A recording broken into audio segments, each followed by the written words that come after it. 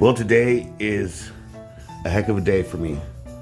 This was my trophy wall from the first 10 years that I was racing. And there's just some nostalgic stuff for me here. Like, this is the first national championship I ever won. First time I ever took first place at the Nationals was 2006 in Randolph, New Jersey.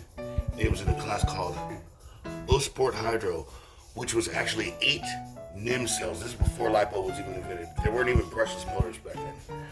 Here,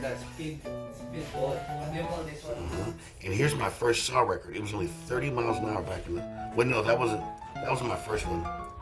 This was second. Hopefully that might have been my first one. Yep, that was my first one back in 2003. I broke my first record 20 years ago.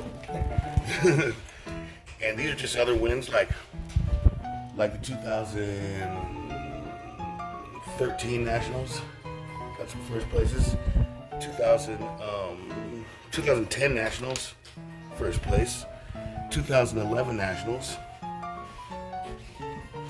first place. Here's a bunch of saw records from the IMPBA. These are just really old ones. This is when I first started. This one, I won the Nationals back in 2007.